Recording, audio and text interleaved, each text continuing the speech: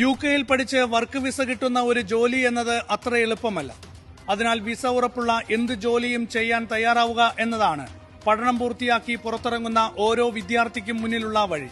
പരമാവധി കുട്ടികൾ വൃദ്ധജനങ്ങളെ പരിപാലിക്കുന്ന കെയർ ഹോമുകളിൽ അസിസ്റ്റന്റ് കെയറർമാരായി ജോലി ചെയ്യും. ആ ജോലിയും കിട്ടിയില്ലെങ്കിൽ എന്തു ചെയ്യും? അവർക്ക് മുന്നിലേക്കാണ് EU സെറ്റിൽമെന്റ് വിസ തട്ടിപ്പുകാർ എത്തുക. EU സെറ്റിൽമെന്റ് വിസ തട്ടിപ്പിന് ഇരയായ ഷൈനിമോളുടെ അനുഭവം കേൾക്കാം. 4 വർഷത്തെ കോഴ്സ് എന്നും പറഞ്ഞുകൊണ്ട് നമ്മളിവിടെ UK എത്തിക്കഴിഞ്ഞതിന് ശേഷമാണ് അത് അറിയുന്നത് 2.5 years ഒരു ആക്സിലേറ്റർ കോഴ്സാണ്. അതായത് നമ്മൾ 2.5 വർഷം പഠിക്കുകയും വേണം, നമ്മൾ 3 വർഷത്തെ 45 ലക്ഷം രൂപ നമ്മൾ യൂണിവേഴ്സിറ്റിക്ക് കൊടുക്കുകയും വേണം. എനിക്ക് ഫസ്റ്റ് ഇയർ കംപ്ലീറ്റ് ആക്കി കഴിഞ്ഞപ്പോഴത്തേക്ക് എനിക്ക് സെക്കൻഡ് ഇയറിലേക്കുള്ള ഫീസ് അടയ്ക്കാൻ കുറച്ച് ഡിലേ ആയി. അപ്പം എൻ്റെ കൂടെ ഉണ്ടായിരുന്ന 2 ഫ്രണ്ട്സ് ഒരു വിസയുടെ കാര്യം കേട്ടറിഞ്ഞതിന് ശേഷം അവർ വിസയ്ക്ക് വെച്ചു. ആ വിസ എന്ന് പറയുന്നത് EU സെറ്റിൽമെന്റ് സ്കീം എന്ന് പറഞ്ഞുള്ള ഒരു പരിപാടിയായിരുന്നു. ഒരു മെരിറ്റൽ സ്റ്റാറ്റസ് ഒരു വിസയാണ്. അതായത് നമ്മൾ അറിയാണ്ട് തന്നെ നമ്മളിവിടെ ഒരാളുടെ പാർട്ണറാവുകയാണ്. നമ്മൾ ഈ വിസ എടുത്ത് നമ്മൾ മുന്നോട്ട് പോകുന്നു.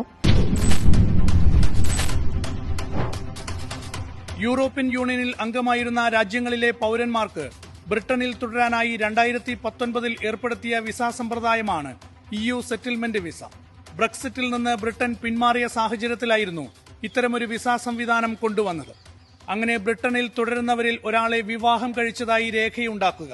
പിന്നീട് ആ രേഖ ഉപയോഗിച്ച് യുകെയിൽ നിൽക്കാനുള്ള താൽക്കാലിക വിസയ്ക്ക് അപേക്ഷ നൽകുക. 1.5 വർഷത്തേക്ക് അങ്ങനെ തുടരാനാകും. വിവാഹം അംഗീകരിക്കപ്പെടുകയാണെങ്കിൽ 1.5 വർഷത്തിന് ശേഷം യുകെയിൽ PR ഉള്ള വ്യക്തിയുടെ പങ്കാളി എന്ന നിലയിൽ PR കിട്ടാനായി വീണ്ടും അപേക്ഷ നൽകാം.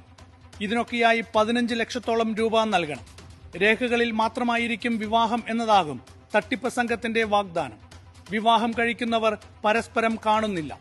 യുകെയിലെ നിയമമനുസരിച്ച് വിശദമായ പരിശോധനയ്ക്ക് ശേഷമാകും EU സെറ്റിൽമെന്റ് വിസ നൽകുക. വിവാഹം കഴിച്ചവർ ഒരുമിച്ചാണോ താമസിക്കുന്നത് എന്നതടക്കമുള്ള വിശദാംശങ്ങൾ ഇമിഗ്രേഷൻ ഉദ്യോഗസ്ഥർ അന്വേഷിക്കും. നേരിട്ടെത്തി സ്ഥിതി വിലയിരുത്തും. കള്ളത്തരമാണെന്ന് കണ്ടെത്തിയാൽ വലിയ ശിക്ഷയാകും ഈ കുട്ടികൾ അനുഭവിക്കേണ്ടി വരിക. ഇതൊക്കെ മറച്ചുവെച്ചാണ് EU വിസ തട്ടിപ്പ് സംഘങ്ങൾ നിരവധി പേരെ ചതിക്കുഴിയിൽ വീഴ്ത്തുന്നത്. ഒരു മലയാളി ഏജൻസി പുള്ളിയാണ്. ബേസിക്കലി EU സെറ്റിൽമെന്റ് വിസ എന്ന് പറഞ്ഞു കഴിഞ്ഞാൽ 5 വർഷത്തേക്കുള്ള വിസയാണ്. ഈ 5 വർഷത്തേക്കുള്ള വിസയിലാണ് ഈ പുള്ളി നമ്മുടെ അടുത്ത് സംസാരിക്കുന്നത്. 1.5 വർഷത്തേക്ക് നിങ്ങൾക്ക് ഇത്ര 7 ലക്ഷം രൂപ, അത് കഴിഞ്ഞിട്ട് 3.5 ലക്ഷം രൂപ 3.5 വർഷത്തേക്ക് നിങ്ങൾക്ക് നിൽക്കാൻ വേണ്ടിയിട്ട് അടുത്ത 7 ലക്ഷം രൂപ കൊടുക്കാന്ന് പറഞ്ഞു കഴിഞ്ഞാൽ ഒരുപാട് പേരെന്ന് വെച്ചപ്പോൾ ഞാൻ അറിയുന്ന എൻ്റെ ആ ഒരു സെയിം ബാച്ചിൽ തന്നെ ഒരു 6-7 പിള്ളേർ വിസയ്ക്ക് വെച്ചിട്ടുണ്ട്. ഈ ഇത്രയും പിള്ളേർ വിസയ്ക്ക് വെച്ചപ്പോൾ പോലും ഞാൻ ഒരാൾ ഒഴികെ ബാക്കി എല്ലാവരും എമൗണ്ടും കൊടുത്തിട്ട് നിൽക്കുന്ന. സെറ്റിൽമെന്റ് വിസയ്ക്ക് നൽകാൻ പണമില്ലെങ്കിൽ അതും കുഴപ്പമില്ല. തട്ടിപ്പ് സംഘം തന്നെ പലിശയ്ക്ക് പണം നൽകും. ചിലയിടങ്ങളിൽ മലയാളികൾ തന്നെയാണ് സ്വന്തം നാട്ടിൽ നിന്ന് ജീവിതം തേടിയെത്തുന്ന പാവപ്പെട്ട കുട്ടികളെ ബ്രിട്ടനിൽ ഇത്തരം തട്ടിപ്പുകളിൽ കുടുക്കുന്നത്. പണം തിരിച്ചു നൽകാൻ വൈകിയാൽ കൊലപ്പെടുത്തുമെന്ന് വരെയാകും ഭീഷണി. പെൺകുട്ടികളെ ലൈംഗികമായി ഉപദ്രവിക്കുമെന്ന ഭീഷണി ഇതൊക്കെ നേരിടണം. ചിലപ്പോൾ ഭീഷണി നാട്ടിലുള്ള രക്ഷിതാക്കൾക്ക് മുന്നിൽ വരെ എത്തും. പലരും ഇതൊക്കെ പുറത്തു പറയാൻ ഭയന്ന് ബ്രിട്ടനിൽ ജീവിക്കുമ്പോഴാണ് ധൈര്യത്തോടെ ഷൈനിമോളെ പോലുള്ളവർ രംഗത്തു വരുന്നത്. ഇത് പേയ്മെന്റ് തരാതെ എക്സ്ക്യൂസ് എന്തെങ്കിലും പറഞ്ഞ് ഇത് മുന്നോട്ട് കൊണ്ടുപോകാനാണെന്നുണ്ടെങ്കിൽ ഷൈനിയുടെ ആപ്ലിക്കേഷൻ ഞാനങ്ങ് റിമൂവ് ചെയ്യാൻ പോവുകയാണ് രാവിലെ തന്നെ. ആ കുട്ടി നാട്ടിലോട്ട് വരട്ടെ. നാട്ടിലോട്ട് വരുന്ന കാര്യം എനിക്ക് അറിഞ്ഞൂടാ. പാസ്പോർട്ട് എൻ്റെ കയ്യിലാണ്. എനിക്കത് പറയുന്നതിൽ എനിക്ക് ഒരൊറ്റ മടിയില്ല. കാരണം പുള്ളി എൻ്റെ അടുത്ത് പറഞ്ഞു കുറച്ചൊക്കെ ആവാം, എന്തെങ്കിലും ഗുണം ഉണ്ടായാലോ. നമുക്കൊരു രാജ്യത്ത് നിൽക്കണമെങ്കിൽ, ഒരു സ്റ്റെബിലിറ്റി ആയിട്ട് നിൽക്കണമെന്നുണ്ടെങ്കിൽ നമ്മുടെ ശരീരം അല്ലെങ്കിൽ നമ്മുടെ ജീവിതം പണയം വെച്ച് നിൽക്കേണ്ട ഒരാവശ്യമില്ല.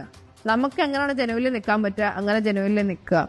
അപ്പോൾ സെക്ഷൽ ഹറാസ്മെന്റ് എന്നൊക്കെയുള്ള രീതിയിൽ, കാരണം പുള്ളി ലാസ്റ്റൊക്കെ അയച്ച ഓരോരോ മെസ്സേജും മീൻസ് ഈവൻ എൻ്റെ മദറിനെ പോലും ത്രട്ടൺ ചെയ്ത് കഴിഞ്ഞ സമയത്ത് ഒരു എന്താ ചെയ്യണ്ടേന്ന് അറിയാത്ത സിറ്റുവേഷനാണ്. കാരണം പുള്ളിയുടെ സംസാരത്തിൽ പോലും പുള്ളി ഇപ്പം നമ്മളെ ലെസ്റ്ററിൽ നിന്ന് വന്ന കോൺട്രി വന്നിട്ട് പുള്ളി നമ്മളെ കൊല്ലും എന്നുള്ള രീതിയിലുള്ള ഒരു സംസാരമൊക്കെ ആയിരുന്നു. കേരളത്തിൽ എവിടത്തെ നാട്ടുകാരനൊന്നും നമുക്ക് അറിയത്തില്ല.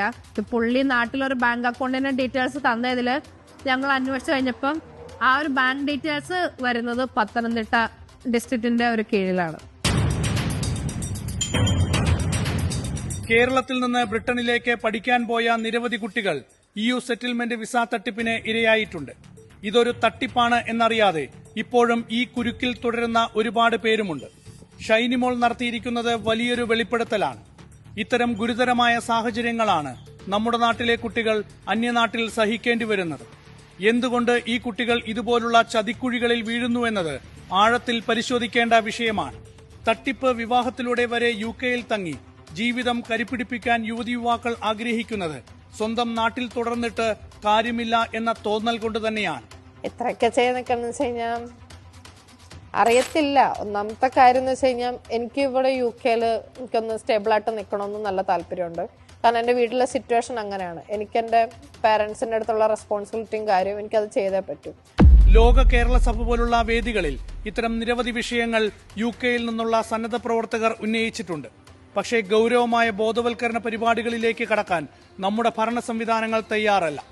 വിദേശ പഠനത്തിനായി എത്ര കുട്ടികൾ പോകുന്നുണ്ട്? ഇതൊന്നും നമ്മുടെ ഭരണകൂടങ്ങൾക്ക് അറിയാനോ ശ്രദ്ധിക്കാനോ താല്പര്യമില്ല. പകരം വിദേശത്തേക്ക് കുട്ടികളെ കയറ്റിവിടുന്ന ഏജൻസികളെ പരമാവധി പ്രോത്സാഹിപ്പിക്കുന്നതാണ് സമീപനം. നമ്മുടെ നാടിന്റെ രാജ്യത്തിന്റെ പുരോഗതിയിൽ ഒരുപക്ഷെ വലിയ പങ്കുവഹിക്കേണ്ടിയിരുന്ന തലമുറകളാണ് കടൽ കടന്ന് ദുരിതക്കയങ്ങളിൽ വീണുപോകുന്നത്. ഒരു ഷൈനിമോളിന്റെ കഥ മാത്രമാണ് ദ ഫോർത്ത് ഇവിടെ പറഞ്ഞത്.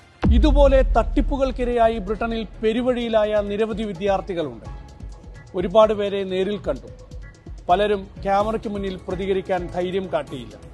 ഇവിടെ എത്തിപ്പെട്ടാൽ പിന്നെ തിരിച്ചു പോവുക അത്ര എളുപ്പമല്ല.